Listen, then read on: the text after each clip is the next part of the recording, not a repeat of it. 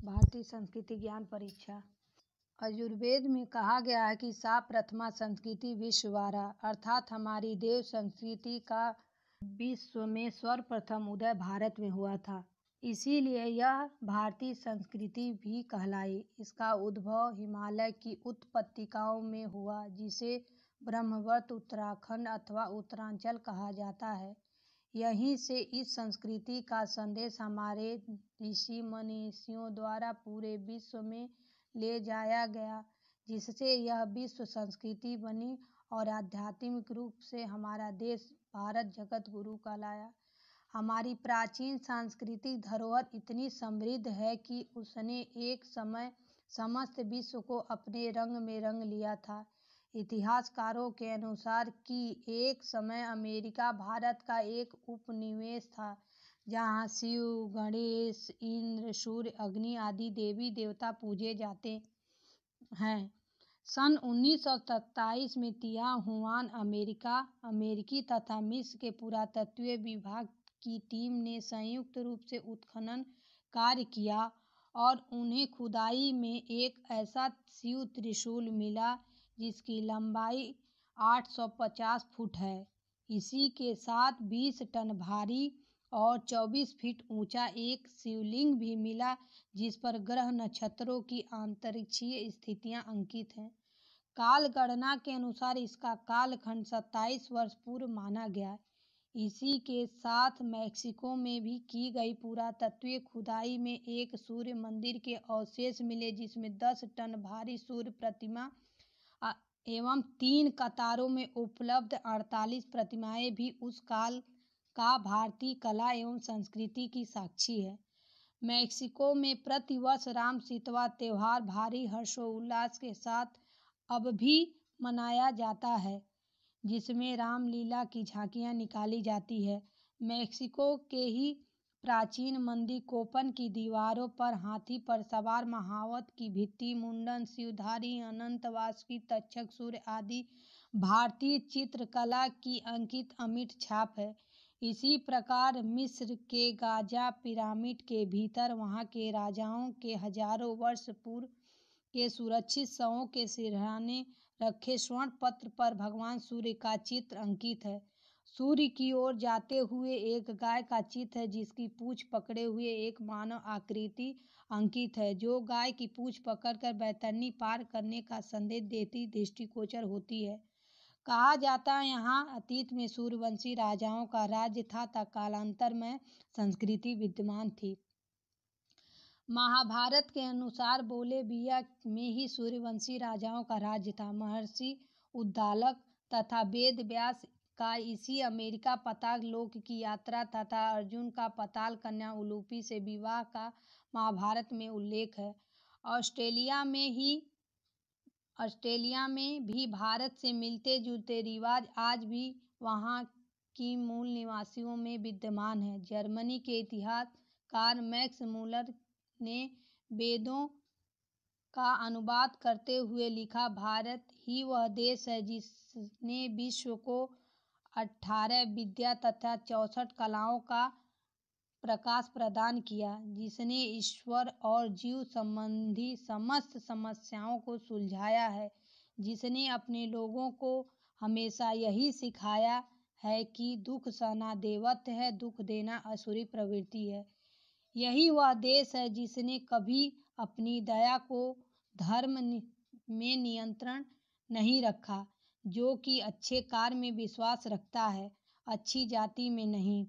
और यह भी कि जहाँ संतों की पूरी लाइन है, जो भारतीय संस्कृति के उत्थान में सर्वस्व अर्पित करते रहे। भगवान बुद्ध का संदेश बौद्धकालीन संस्कृति का विरासत आज भी पूरे मध्य एशिया, चीन, Japan, Sri Lanka, Indo China, Malaysia, Java, Sumatra आदि देशों में जीवंत देखी जा सकती है। ऐतिहासिक काल में लगभग 23 वर्ष पूर्व सम्राट चंद्रगुप्त मौर्य शासनकाल में प्रसिद्ध यूनानी यात्री एवं राजदूत मेगास्थनीज ने अपने यात्रा विवरण में लिखा कि राजधानी पाटलिपुत्र सहित राजा के विभिन्न हिस्सों में घरों में ताले नहीं लगते। सत्य, पवित्रता और ईमानदारी को आदरणीय माना जाता है।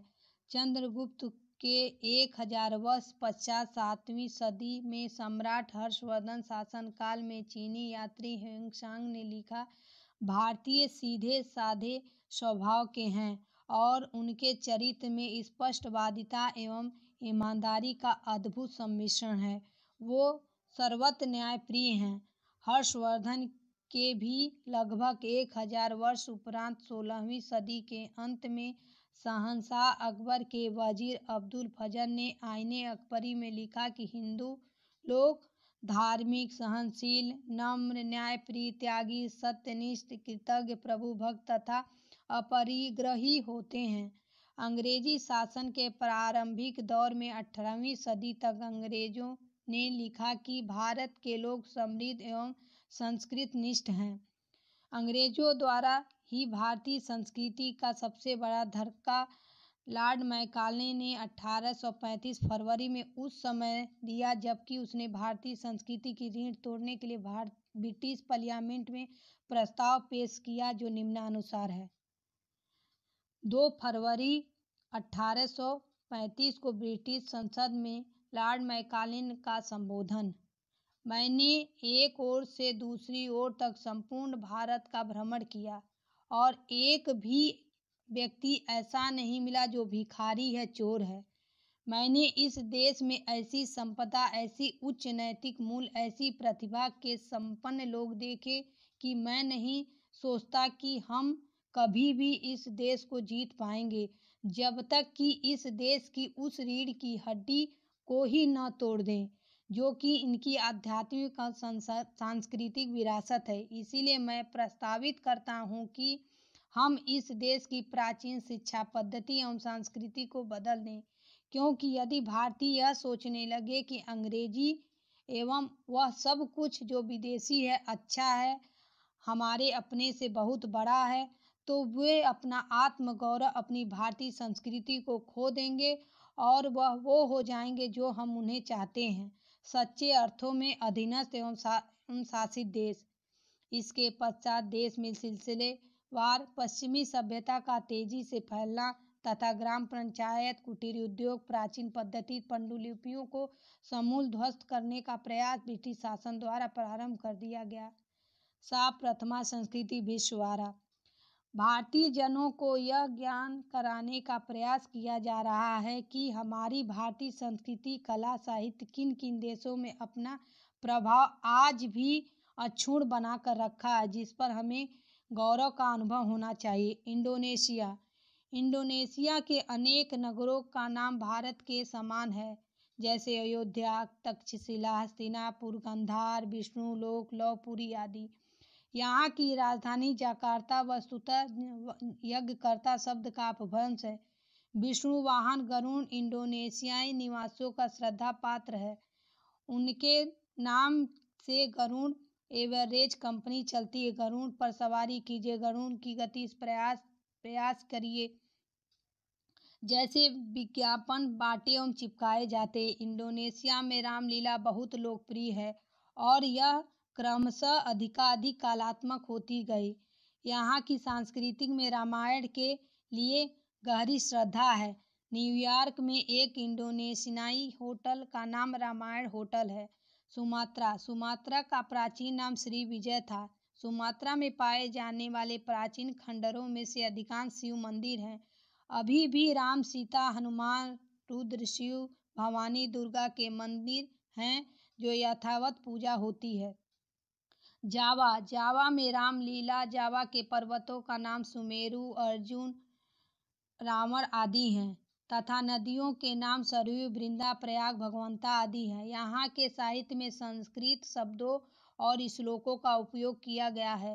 रामायण एवं महाभारत की कथाएं यहाँ के साहित्य में भरी पड़ी हैं। मालदीव। पारिवारिक पूजा में सबसे अधिक महत्वपूर्ण शिव सेवन या शिव ही सूर्य के रूप में पूजा है। इसके अतिरिक्त पारिवारिक धार्मिक कर्म कांडों में वे सब संस्कार भी किए जाते हैं जो कि गृहा सूत्र में बताए गए हैं और जैसे जन्म संस्कार, नामकरण संस्कार, कर्ण भेदन संस्कार, विवाह संस्कार, दाह संस्कार आदि। पूजा में घृत, कुश एवं मधु तथा पवित्र जल का उपयोग होता है। शवों को दाह संस्कार कर जलाया जाता है और श्राद्ध कर्म किए जाते हैं। देव प्रतिमाओं की समय समय पर शोभा यात्रा निकलती है तथा रामलीला की भी धूम रहती है। चीन के धर्म पुस्तक चेकिंग में कश्मीर के हिंदुओं के उस देश के पहुंचने और सुव्यवस्थित समाज व्यवस्था बनाने का उल्लेख है। भारतीय बौद्ध भिक्षुओं का प्रभाव भारत से चीन की ओर अनवरत रूप से होता रहा है। फलतः चीन में धर्मचक्र प्रवर्तक क्रियाकलाप दुर्गति से अग्रगति होता चला गया। कई ग्रंथों का चीनी भाषा में अनुवाद हुआ। विशाल मंदिर, मठ, गुहा, विहार एवं स्तूपों पर भारतीय संस्कृति एवं शैली का अभिन्न छाप रही, जो उनके ध्वंसावशेषों पर स्पष्ट रूप से परिलक्षित होती है। जर्मनी वासियों की मान्यता है कि वो आर्य व्रत के विशुद्ध उत्तराधिकारी हैं। जर्मन के विद्वान ने सिद्ध किया कि जर्मन शब्द शर्मन का अपभ्रंश है और यह नामकरण तत्समय पहुंचे भारतीय ब्राह्मणों ने किया है और यहाँ की संस्कृति मान्यताओं का सूत्रपात किया। संस्कृत के अतिरिक्त अन्य किसी भाषा में वेद का अनुवाद होने पर श्रेय जर्मनी को है। जर्मनी के प्राय प्रत्येक कॉलेज में संस्कृत भाषा पढ़ाने की व्यवस्था है। जापान की नारा नगरी में मथुरा, वृंदावन जैसी रंग की धूमधाम रहती है। जापान में सूर्य देवता की पूजा होती है। वह अपने को सूर्य की संतान मानते हैं। ऐतिहासिक अवशेषों के अनुसार सूर्यवंशी राजाओं ने वहां पहुंचकर शासन सूत्र संभाला और राज्य व्यवस्था का सूत्रपात किया। बाद में बौद्ध प्रचारक वहां पहुंचे और बौद्ध धर्म खूब फला फूला। जापानी अक्षर हिंदी की तरह ध्वनिपरक होते हैं। उनकी वर्णमाला का क्रम देवनागरी जैसा ही है। कोरिया, प्राचीन कोरियाई साहित्य एवं भवन निर्माण पर भारतीय कला की गहरी छाप है। सुगोलाक गुफाएं भारतीय गुफाओं जैसी पर ही बनी हैं। मंदिरों में बजते वाद्य यंत्र वही है जो भारत में प्रयुक्त होते हैं। रूस, ईसा की 10वीं शताब्दी तक रूसी लोग उन्हीं देवताओं की पूजा करते थे जो भारत में पूजित थे। रूसी पुरातत्व विभाग की खोज ऐसे अनेक स्मारकों, मंदिरों, विद्यालयों, भित्ति चित्रों, शिलालेखों, ग्रंथों, मूर्तियों तथा भग्नावशेषों का संग्रह किया है जो उसके में प्राचीन काल में भारतीय संस्कृति एवं बौद्ध धर्म के प्रसार का प्रमाण देते हैं। रूस की महिला इतिहासवेत्ता बौद्ध-कलवा ने स्वीकार किया कि रूस भाषा का विकास संस्कृत के आधार पर हुआ है। वहाँ के भाषा विज्ञानी वी मार्करेको का कथन है कि रूसी भाषा अंग्रेजी की अपेक्षा हिंदी, संस्कृत और बांग्ला के अधिक निकट है। साइबेरिया के प्राचीन मंदिरों में स्थित मूर्तियां हिंदू देवताओं की हैं। वहाँ का बड़ा मंदिर महाकाल देवता का है, जिसका स्वप्न सांस्कृतिक श्लोकों में होता है। यहाँ के नगर में 108 स्तूप खंडहर रूप में हैं। मिस्र, प्राचीन काल में मिस्र और भारतीय संस्कृति का प्रमुख केंद्र रहा। इस सुरम्य क्षेत्र में सर्वप्रथम भारतीयों ने आबाद किया। भविष्य पुराण के अनुसार ऋषियों ने भी आबाद किया। इस पुराण में ऋषियों के मिस्र में जाने और वहाँ की सभ्यता का विस्तार करने का स्पष्ट वर्णन है। मिस्र पर शासन करने वाले हित्ती राजा सूर्य और वरुण की पूजा करते थे। मंदिरों की परिक्रमा करने का प्रचलन था। मृतकों की चिता जलाई जाती थी और 13 दिन का शोक मनाया जाता था। अलमरना के खुदाई में जो प्रमाण मिले उससे स्पष्ट है कि मिस्र निवासी गौ भक्त सूर्य पूजक थे। पुराने मिस्र के देवी देवता हिंदू देवताओं के अनुरूप ही हैं। वहाँ के मंदिरों की रचना भारतीय वास्तुशिल्प की है। पिरामिडों को सुरक्षित मुर्दे अथवा अन्यत्र पाई गई खोपड़ियों में से 80% आर्य नस्ल के लोगों की है। पिरामिडों के भीतर सूर्य देवता की प्रतिमाएं, मृतक के सिरहाने सोने पर पत्र, गौ माता की प्रतिमाएं बनी हुई है मिलते से लगता है कि बैतरनी पार करने के लिए गाय की पूंछ पकड़ पार होने की भारतीय मान्यता का एक ही अनुकरण है। अफ्रीका। प्राचीन काल में अफ्रीकी सभ्यता का विवरण वहां उपलब्ध जिन अवशेषों के आधार पर मिलता है वे यही प्रमाणित करते हैं कि वहां पर सभ्यता का उद्भव भारतीयता के अनुगमन जैसा हुआ है। पूर्वी अफ्रीकी की भाषा स्वाहिली में हिंदी और संस्कृत भाषा के शब्दों का आश्चर्यजनक बाहुल्य है। मॉरिशस तो वस्तुतः छोटा भारत जैसा ही है, वहाँ भारतीयों का बाहुल्य एवं वर्चस्व है। अमेरिका। उपखंडहरों में भारत मंदिरों और देवी देवताओं की मूर्तियों के जो अवशेष प्राप्त हुए हैं वे बताते हैं कि प्राचीन काल में अमेरिका एक प्रकार से भारत का सांस्कृतिक उपनिवेश ही था। इंद्र, अग्नि, गणेश और शिव की मूर्तियां वैसी ही हैं जैसी भारत में पाई जाती हैं। मंदिरों और भवनों का निर्माण भी भारतीय वास्तु कला के अनुरूप ही था।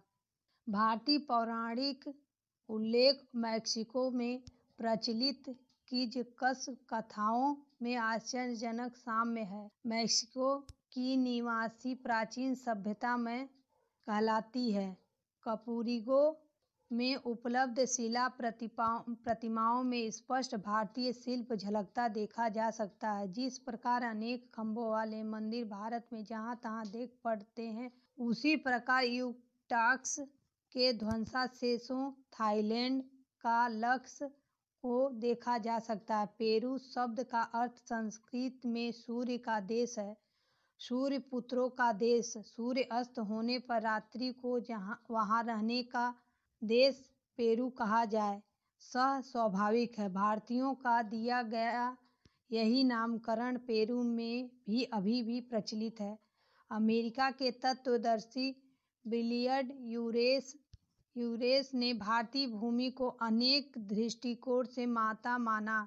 कनाडा के मूल निवासी इंडियन शब्द से ही संबोधित किए जाते हैं।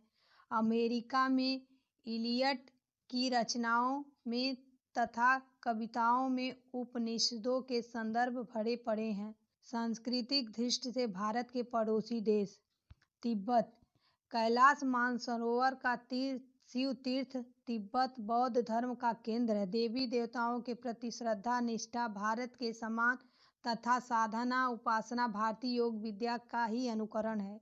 नेपाल। राजा जनक की राजधानी जनकपुर। स्कंद पुराण के अनुसार श्री कृष्ण नेपाल के आराध्य भगवान पशुपतिनाथ के दर्शनार्थ नेपाल गए थे। गौतम और कपिल मुनि के आश्रम उसी क्षेत्र में है। याज्ञवल्क्य विश्वामित्र श्रृंगी ऋषि का क्षेत्र भी यही था।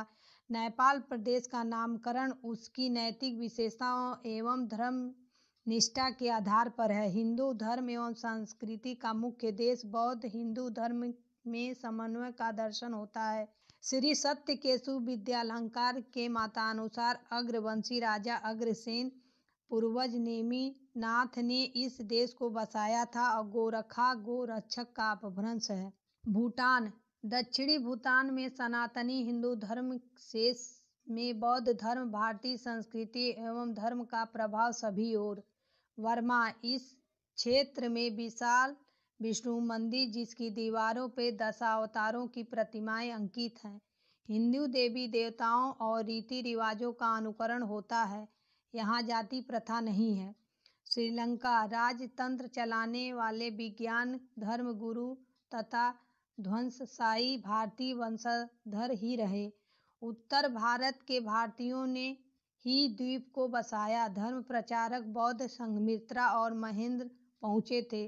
भारतीय धर्म ग्रंथों में रामायण आदि में स्वर्णगिरी लंका के विषय में वर्णन मिलता है। कंबोडिया। इतिहासकार केंड लई और ली टाओ युआन के कथा अनुसार ईसा की 3री शताब्दी में यहाँ हिंदू राज स्थापित हो चुका था। सोमा और कौंडिन्य से उत्पन्न हुए कंबोडिया का शासक बना। वर्णन पंधु इसी वंश में थे। कंबोडिया का प्राचीन नाम कंबुज था। कंबु लोग अपने को मनु की संतान मानते हैं। श्री बागची के द्वारा प्राप्त शिलालेखों में कंबोडिया के प्राचीन निवासी भारतीय नस्ल के थे। कंबोडिया की प्राचीन भाषा भारतीय मुंड एवं खस भाषा से बहुत मिलती है। भाषा में सांस्कृतिक शब्दों का भरमार है तथा 14वीं सदी तक संस्कृत राजभाषा रही। साहित्य में रामायण, महाभारत आदि ग्रंथों की कलाओं का बाहुल्य है तथा पूजा, उपासना, कर्म कांड, प्रथा, परंपराएं भारत के समान है, जिसका प्रमाण मंदिरों, चित्रों, मूर्ति तथा शिलालेखों से मिलता है। लोकप्रिय शासकों में जयवर्धन, यशोवर्धन माने जाते हैं। इनके शासनकाल में 100 महाविद्यालय, उच्च कोटि की शिक्षा, पुस्तकालय तथा मंदिर थे। सांस्कृतिक दृष्टि से यह भारत के बहुत निकट है। भारतीय संस्कृति ज्ञान परीक्षा का स्वरूप। आज पश्चिमी संस्कृति एवं सभ्यता का प्रवेश सिनेमा, टीवी, इंटरनेट के माध्यम से घर के चौके तक हो गया।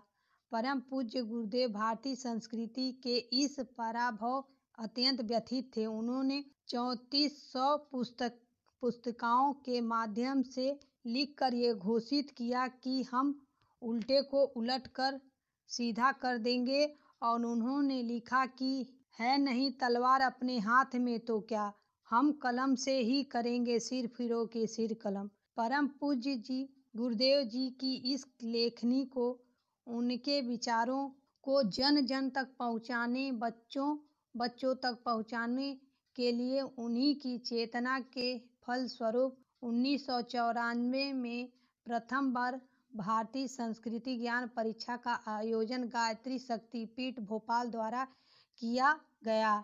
Doctor KV. Pandya, doctor Patidar, doctor Raman परिवार, टंडन परिवार तथा नायक परिवार के साथ प्रारंभ की गई। यह परीक्षा लगभग 20 उच्चतर माध्यमिक विद्यालयों में आयोजित हुई, जिसमें लगभग 2000 परीक्षार्थी ने भाग लिया।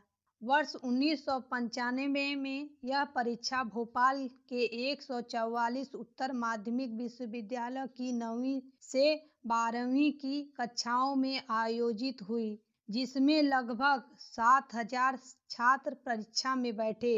वर्ष 1995 में इस परीक्षा की सर्वाधिक महत्वपूर्ण घटना हुई कि परीक्षा में प्रत्येक शाला में प्रथम 3 छात्रों की मेरिट सूची लगभग 350 छात्रों के नाम लगभग 10 पृष्ठों में टाइप थे।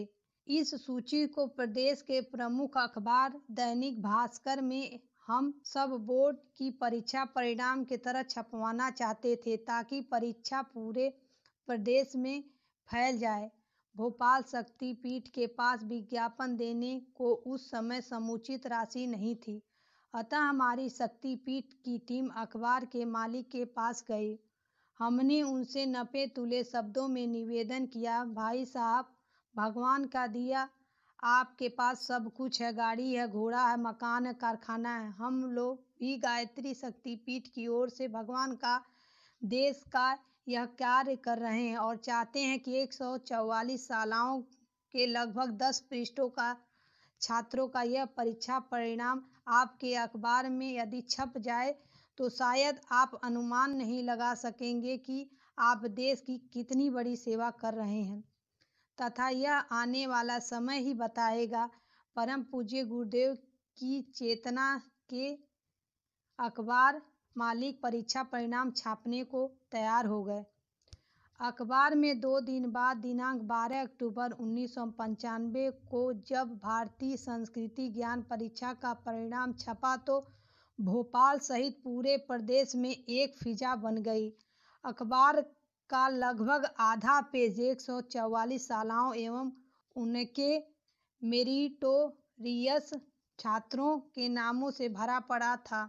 सभी शालाओं में विद्यार्थी, गुरुजन एवं आम जनता परीक्षा परिणाम पढ़कर आश्चर्यचकित थे कि यह कौन सी नई परीक्षा है जो छात्रों को सुसंस्कृति से जोड़ने का प्रयास कर रही। काश हमारी शाला भी इस परीक्षा में सम्मिलित होती।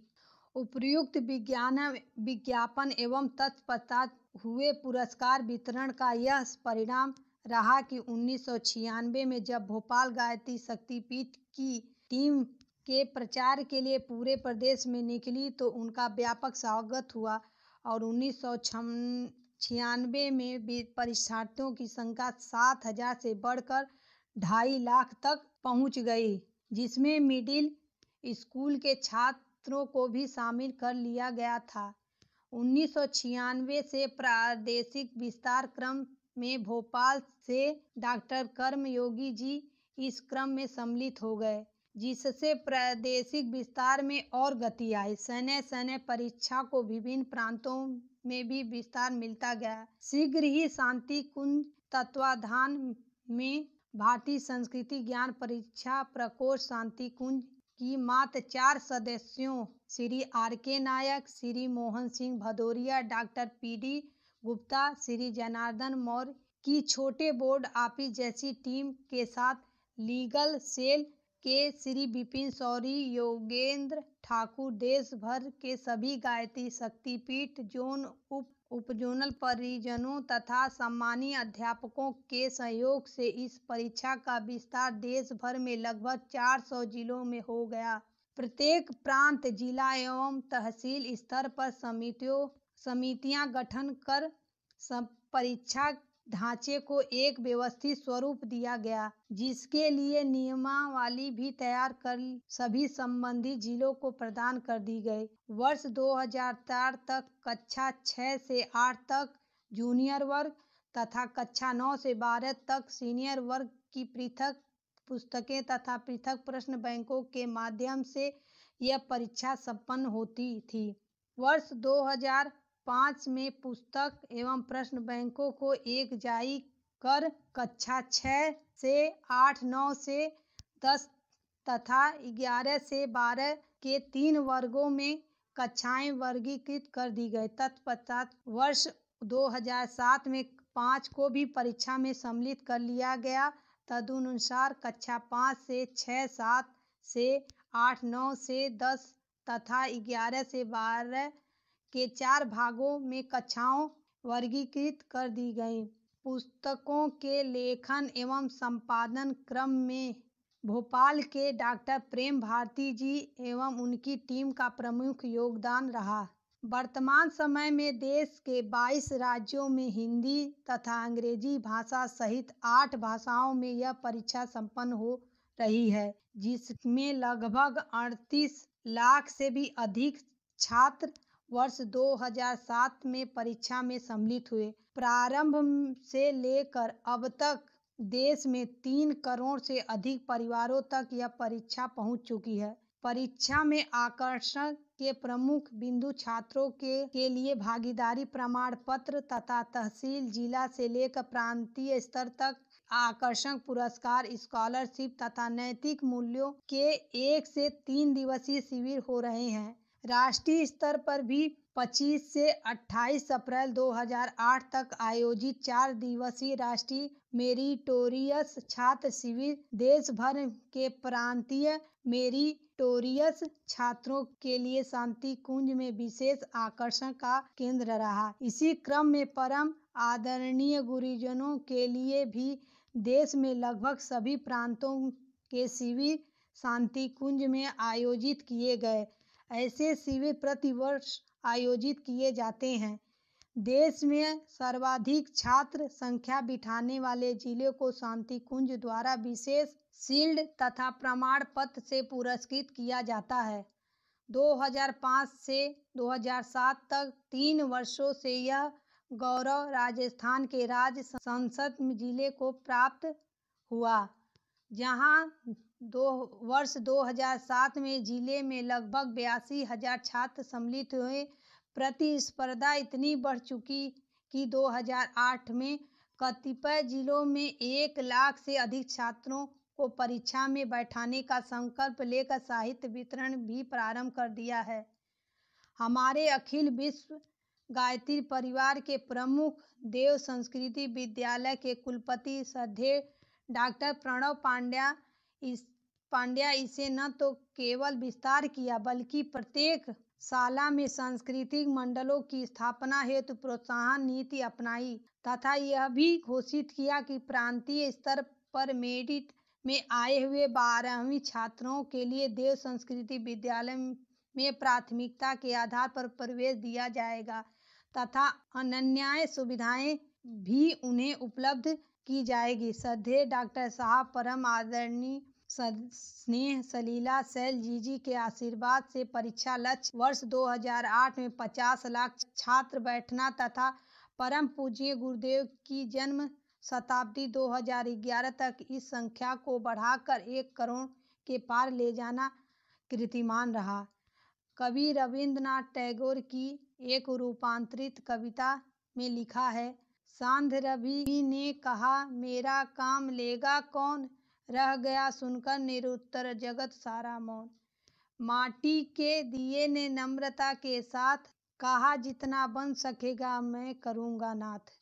आइए हम छोटे छोटे माटी के दीपक के तरह मिलजुल कर परम पूज्य गुरुदेव के विचार कांति की इस मिसाल को पूरे विश्व में पहुंचाएं। अखिल विश्व गायत्री परिवार शांति कुंज हरिद्वार एवं एक सामाजिक सांस्कृतिक एवं आध्यात्मिक पुनरुत्थान के लिए संकल्पित एवं समर्पित संस्था है। इसके संस्थापक वेद मूर्ति तपोनिष्ठ युग ऋषि युग व्यास पंडित श्री राम शर्मा एवं परम वंदनीय माता जी भगवती देवी शर्मा है। युग तीर्थ गायत्री तीर्थ शांति कुंज में लोक मानस के परिष्कार हेतु सतत परीक्षण एवं रचनात्मक कार्यक्रम चलते रहते हैं। भारतवर्ष कभी जगत गुरु था तो यहाँ की संस्कृति एवं आध्यात्मिक धारा के कारण जो कि हमारी ऋषियों मुनियों द्वारा प्रतिपादित अनुप्रमाणित थी, देशवासियों को पुनः आध्यात्मिक एवं सांस्कृतिक विचारधारा में समाहित करने, इस विलुप्त एवं विकृत होती सोच एवं देव संस्कृति को पुनः जीवित करने हेतु उन्होंने विचार क्रांति अभियान प्रारंभ किया। युग निर्माण चेतना एवं व्यक्तित्व परिष्कार हेतु उन्होंने तप साधना एवं गुरु कृपा से सभी वेद पुराण उपनिषद सरल भाषा के साथ 3200 से अधिक पुस्तकें लिखी। उनके द्वारा रचित साहित्य को घर घर पहुंचाने, गायत्री अथवा सद् ज्ञान यज्ञ अर्थात सत्कर्म को चिंतन चरित्र एवं व्यवहार में लाने हेतु अगणित प्रयास किए जा रहे हैं। इन्हीं प्रयासों की श्रृंखला में एक महत्वपूर्ण प्रयास भारतीय संस्कृति ज्ञान परीक्षा के माध्यम से विद्यालयों के विद्यार्थियों में व्यक्तिगत पारिवारिक सामाजिक एवं राष्ट्रीय मूल्यों का पुनः स्थापना